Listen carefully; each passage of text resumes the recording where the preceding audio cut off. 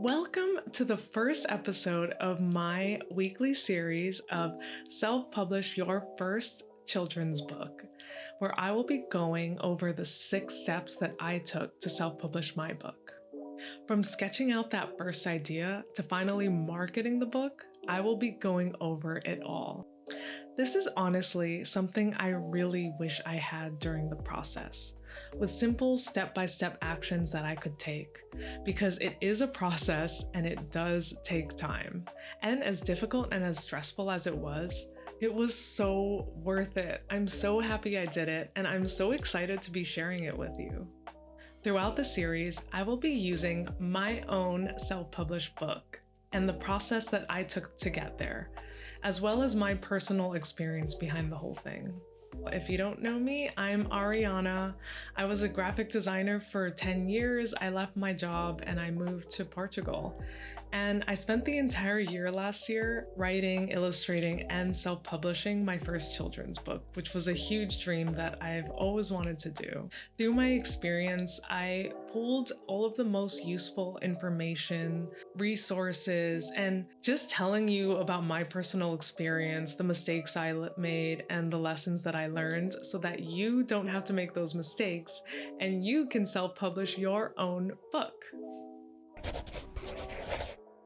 So I wanted to start this series just going over the idea because I really feel like it's so important. Like, this is your baby and this is where all of the magic happens. And I'm gonna just give you some tools, tips, and tricks to just think about when you're coming up with your story. Spit out all of the ideas, any idea you have. Don't worry about it being good or bad, just get it out on paper. I think this is really useful because if you have all these other ideas in your head, they kind of just stay there or it stays in the back of your head. But actually seeing them and being able to connect them is helpful to start to create something interesting. And once you've jotted down all of your ideas and that was everything that you could think of, start refining, start pulling away things that you just don't think will work. And please take your time on this one. This is such an important step. Just some things to keep in mind. Children's books are usually 32 pages long, even though mine was 69 pages because of a huge mistake that I made. But you have to tell a story in 32 pages. And some pages will be a full page or a half page or even just spot illustrations. It's not that much to tell a story. Keep it simple. But I will say, because you are self-publishing the book, you actually can choose how many pages you want to do. Also, another thing to think about is, what age is this book for? Is it for a 3-year-old? Is it for a 7-year-old? Is it for a 10-year-old? Because that will really determine how many words you're going to have in your book. For me, I had about 500 words, and for the writing style, I was inspired by rhyming poems. I loved it when it rhymed. I was inspired by Dr. Seuss, and I wanted it more kind of whimsical, magical feeling. But you can obviously choose how you want your book to be written or how you want it to feel. Okay, so for the character development, what makes your character unique, relatable, interesting? This is such an important thing to think about because these details subtly explain your character before they even start reading the book. And that is so important when creating books for children because it's pretty much the first impression that they'll get when they look at the book. And you can also do things to make them more likable or unique, like having little gap tooth or big ears. So for me, I made my character an alien with a bluish, greenish skin and pink hair. I also decided to do this because it relates to me personally. I have drawn a lot of aliens and weird colored creatures in the past. I feel like it really reflects my personality and who I am.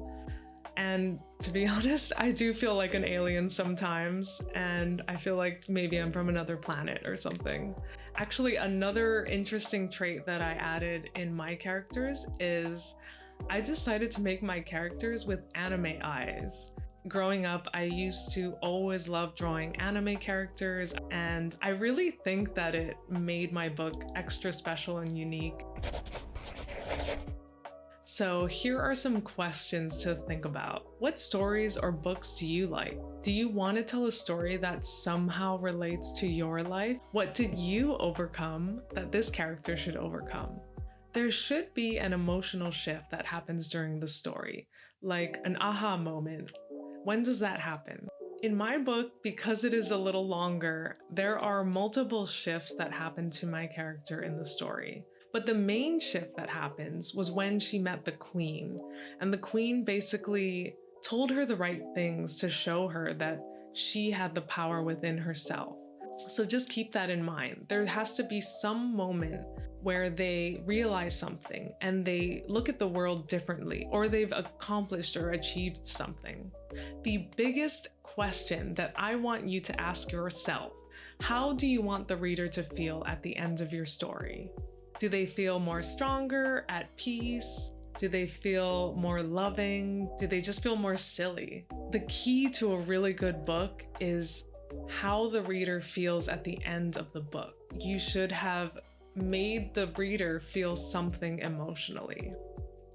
For me, my book is a little bit of a tearjerker, and I've had multiple people tell me that they cried. They literally cried at the end of my book. I think it's a very happy ending. It just reflects the story that I was trying to tell.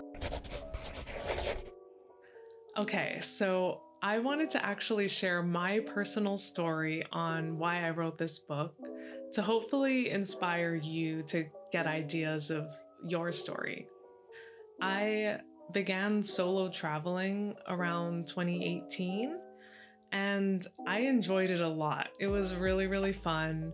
I was also working remote, and there were many times where I just felt so lonely. A lot of those times that I felt lonely, my grandmother would actually pop up in my head, and I actually feel like it was her signaling to me, "You're gonna be fine." And I'm so close to my grandmother. I grew up with her as a child. I interviewed her in a video, which I will share. I just felt like she was there. She was with me in spirit. And I just felt like that was a really important message to teach children. Even though it's a difficult message, everyone is gonna go through that. And I have to say, I've gotten so many amazing reviews. I honestly cannot believe it. It really, really means so much to me to see these people receiving the book how I was hoping. I wanted to share a few books that I personally own that really inspired me when I was working on my book. There's nothing like actually holding the book in your hands or even going to bookstores and seeing what books are out there. So I'll start with the very first book that I purchased when I was going on this children's book journey. And it is actually called Journey by Aaron Becker. And the reason why I love this book, first of all, the drawings are so beautiful and detailed, and they just feel so special. Secondly, I love that this book has no text at all. Okay, the second book, I think this is my favorite one actually, and it is The Last Star Dog by E.K. Mosley. Oh my gosh, the story is so good. Also, this book is 69 pages. It's the same length as my book. I really also like the story of this book, I have to say. There is a beautiful lesson, and it is mainly about just making friends with other creatures who could be different from you. Another thing that I really liked about this book is when Stardog meets a new character, you get the backstory and kind of like the origin of the character. And for the last book, the book is Once Upon a Witch's Broom by Beatrice Blue. I chose to buy this book because of the story. When I read the book, I literally started to tear up like at the end because I related to this character so much. In the story, they're witches and they all get like a relic or a piece for their power. And one of the witches just feels powerless. Like she gets this broom and she's like, I don't get it. I can't do anything. And then all of her classmates are doing amazing magical things and she's just sitting there feeling worthless. I feel like we've all gone through this feeling before. It was beautiful to see because at the end she finds her power. She's able to fly on the broom. Like she realized that she always had that power in her, which is kind of similar to my book in a way. I guess I like stories around characters finding their power within themselves, but that's just my style. So just find what you like. There's clearly a distinctive trend with the books that I like and the book that I wrote.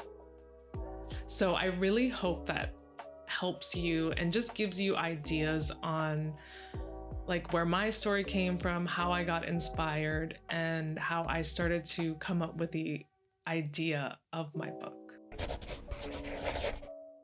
So after this video, you should have a general idea of what your story is going to be from beginning, middle to end. You should also have an idea of your character, what traits they have, just get some ideas of what they might look like too. And this is all of the characters, not just the main one. You should also have an idea of what shifts in your character, how they grow throughout the story. Also, I wanted to mention that I created a free PDF with 9 questions to really help you understand and figure out how to handle your story. It's actually really helped me a lot because I've been planning new children's book stories after writing this one, and I really hope that it helps you. So I'm gonna leave that in the link below. This was just step 1, but I really hope this helps you get an idea of how to tackle your story and just get a general idea of how you want your children's book to be. If you'd like, feel free to comment or just let me know where you are in your self-publishing journey, what story you're thinking of writing, or even if you have any questions. I would really, really love to hear it, and I will answer any question you have. I hope this video helps you. Thank you so much, and I will see you in the next video.